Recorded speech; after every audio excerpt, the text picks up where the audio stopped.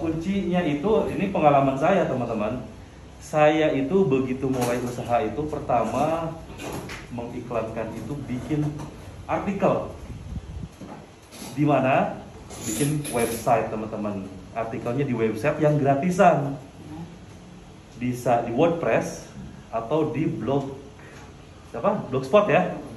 Oke, memang bikin artikel itu nggak segampang bikin copywritingnya ya, supaya orang tuh menarik artikel kita tuh supaya dibaca, itu memang butuh latihan. Kalau saya dulu simpel, saya menginformasikan bahwa saya itu buka kursus. Nah, kalau teman-teman buka barber dong ya, kelebihannya apa, fasilitasnya apa, harganya berapa. Udah, intinya seperti itu dulu, jangan dulu mikir copywriting, cara kata-katanya dulu ya. Nanti setelah itu teman-teman rutin seminggu 2 kali nulis di HP sekarang itu, WordPress itu ya, bikin artikel, masukin ke Google kan. Nah, mungkin di minggu pertama, 2 minggu pertama mungkin belum ada yang hubungin atau belum orang ada yang baca ya. Tapi setelah 3 bulan, 4 bulan nanti tuh rating kita tuh akan meningkat, si artikel kita itu di halaman atas. Sehingga ketika orang nyari tempat barbershop terbaik orang-orang di Balikpapan, Bapak pernah bikin judul seperti itu, ada orang yang nyari, ada di halaman pertama. Gitu. Barbershop rekomendasi di Balikpapan, misalkan ya, di mana Bapak tahu? Di Bangka Belitung ya. Bapak pernah nulis artikel dengan judul tersebut, pasti akan muncul di halaman pertama. Karena apa? Bisnis kita harus masuk ke Google zaman sekarang. Ada pepatah mengatakan, iseng-iseng nih, selemah-lemahnya iman itu adalah orang yang gak bisa buka Google, teman-teman. Sekarang apa-apa Google, benar nggak? Mau nyari mobil, lihat di Google. Mau nyari cewek di micet ya. Ya di Google juga ada. Ya, benar nggak sih? Sorry ya, pengalaman nih. Ya, benar nggak? Nyari cewek aja sekarang di micet, kan istilahnya di internet ya, nggak hanya di Google. Paham ya, teman-teman? Jadi usahakan bisnis teman-teman itu ada di Google. Itu salah satunya bikin website. Yang kedua, pengalaman saya itu masukin bisnis teman-teman itu ke Google My Business. Udah tahu mungkin ya. Jadi kayak mapnya kita tuh, teman-teman datang ke sini kan saya share alamat ya. Nah semacam itu teman-teman. Caranya ya gampang lah, ngedownload di Google App Store Google Businessku atau My Business. Nanti tinggal daftarkan alamat kita yang akan dijadikan tempat usaha kita. Dan ingat, perlu kita maintain 3R: ratingnya, reviewnya, dan rekomendasinya. Kalau udah buat cuman dibiarin aja, nggak akan naik-naik. Ketika orang barbershop ngeklik ke barbershop di mana Pak? Bangka Belitung, yang nggak akan naik-naik karena nggak ada yang ngerating. Siapa di sini yang disuruh Pak Cecep ngerating? Nah, tujuannya supaya naik si alamat saya ketika orang nyari barbershop terbaik di Bangka Belitung nomor 1. Karena saya yang paling aktif, karena Bapak yang paling aktif misalkan membuat istilahnya orang-orang itu supaya ngerating, ngasih bintang ke bisnis kita, supaya nanti direkomendasikan oleh Google di halaman pertama. Gitu, coba bayangin. Ini yang kursus dari mana-mana loh. Ya, ada yang dari Bangka Belitung, bener ya? Dari Medan, Lampung, tahunya dari mana? Dari Google. Dari Google, dari Instagram, YouTube ya. Intinya di internet. Gitu, paham ya? Oke. Setelah saya bikin website, setelah saya bikin alamat di internet, terlihat oleh calon target saya, pembeli saya lah ibaratkan. Nah, barulah saya buat personal branding, membangun personal branding. Personal branding itu adalah kegiatan memperkenalkan diri kita ke orang-orang kita itu mau dilihat sebagai apa nih, ya? Sebagai apa nih? Kalau di micet sebagai apa? Oke, jadi kalau saya di sini pengen dikenal sama orang-orang itu sebagai tempat edukasi. Ada orang yang bikin membangun personal branding di Instagramnya, pengen terlihat jadi seorang barber tukang cukur yang profesional. Ada orang yang di Instagramnya itu pengen dilihat sebagai food blogger misalkan. Ada yang suka traveling. Nah itu personal branding, ya. Sehingga orang yang nyari jasa kita itu datang ke kita, nggak kita yang nyari-nyari. Misalkan Bapak buka restoran, ya, pengen rame, restoran saya harus nge-endorse siapa ya? Oh, harus nge-endorse siapa nih? Yang food blogger. Oh, si ini nih bagus di Instagramnya. Nah, Pak, jadi kita yang nyari tuh sebenarnya yang customernya yang nyari ke kita, bukan si kita sebagai pembisnisnya yang nyari pelanggannya, bukan.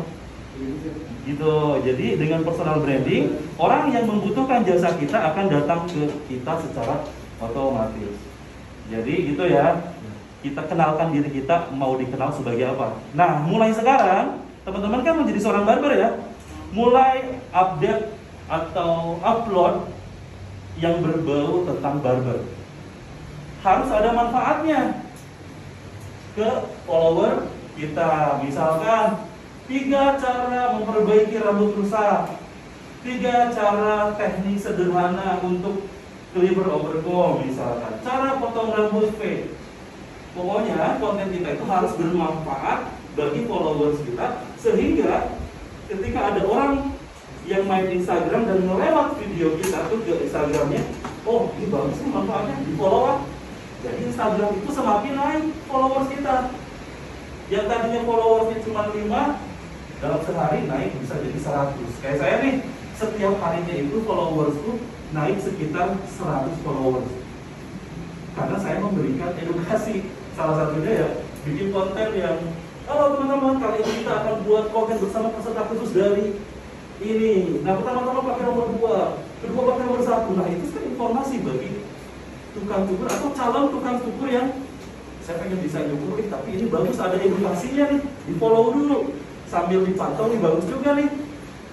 Ah, saya mau ikut kursus. Nah, jadinya seperti itu. Teman-teman buka barber pun gitu. Nah, misalkan ngasih edukasi bagaimana cara mengatasi kerontokan. Nah, caranya gini. Wah, si orang itu nge-follow karena bermanfaat nih videonya. Dipikir-pikir ini orang suka nyukur bagus-bagus hasilnya, saya mau coba dicukur di situ. Nah, gitu ya teman-teman ya. Bikin personal branding di sosial media, baik itu YouTube, Instagram, Facebook, TikTok, dan lain-lain. Oke, maaf ya teman-teman ya. Itu yang saya lakukan sehingga teman-teman bisa percaya datang ke sini. Gitu. Beda dengan pencitraan. Beda ya. Kalau pencitraan itu kita itu tidak punya apa-apa, tapi seolah itu punya apa-apa. Jadi penipuan berarti ya. Nah, itu kalau saya personal branding itu pilih mana yang mau ditampilkan. Ah, jangan ngeposting yang ini, kayaknya kurang bagus. Posting aja yang hasil yang ini. Nah itu kurang lebih. Ya jangan sampai bikin personal branding tapi foto-foto orang lain, nggak original gitu ya teman-teman ya. Gitu. Tempat kursus barbershop, foto-fotonya malah punya saya misalkan. Nah, itu jangan, nggak boleh ya. Gitu. Ada beberapa tempat kursus yang fotonya tuh foto saya, hasil fotonya hasil foto saya ada tuh. Ya, nah itu palsu ya. Itu ya jangan, kecuali si orang itu minta izin dulu ke saya. Gitu ya, teman-teman ya. Jadi saya ulangi lagi, teman-teman bikin artikel di website ya, di web. Dengan kata website itu kayak yang aneh gitu atau kayak awam ya. Sebenarnya bikin tulisan informasi tentang bisnis kita, intinya gitu. Di mana? Di WordPress atau di Blogspot, kayak nulis biasa aja. Gitu ya, dengan judul yang relevan. Kalau kita buka barbershop ya judulnya yang berkaitan dengan barbershop. Gitu ya. Contoh apa? Barbershop terbaik di Balikpapan. Balikpapan. Bangka Belitung. Barbershop paling recommended di Balikpapan, atau 5 barbershop yang paling keren di Balikpapan. Bapak boleh nyebutin orang lain, tapi Bapak paling mengekspos diri sendiri. Saya juga ada gitu di Google. 5 tempat khusus barbershop di Indonesia. Yang pertama disebutin kompetitor juga. Yang kedua, tapi nggak mendetail. Yang ketiga, yang keempat, yang kelima, baru informasi yang istilahnya yang mendetail punya kita sendiri. Gitu, paham ya? Jadi orang tua ini bagus nih detail, kalau itu nggak detail gitu kan. Bikin sendiri. Saya ada kayak gitu, orang lain yang bikin. Oke teman-teman, kurang lebih seperti itu cara saya bisa dikenal teman-teman dari seluruh Indonesia dan datang pengen khusus ke tempat saya. Itu caranya tahu saya. Ya, caranya memang mudah, tapi kadang kita tuh nggak konsistennya itu, malesnya itu. Ya, kita memang harus menyingkirkan rasa malesnya itu. Kadang nanti lagi, udah 2 tahun, nanti lagi. Nah itu, nanti lagi yang bikin kita nggak berkembang gitu sih teman-teman. Paham ya?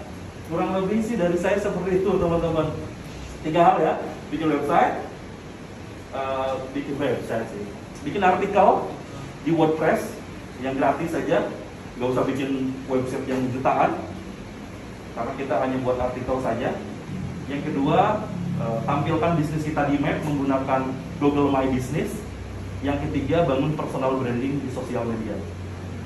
Gitu ya teman-teman. Dan sisanya terus posting hal-hal yang berkaitan dengan barber dan bermanfaat bagi follower kita, sehingga follower kita itu bertambah, sehingga ketika orang itu bertambah, follower kita itu mungkin salah satunya dari mereka membutuhkan jasa kita. Paham ya?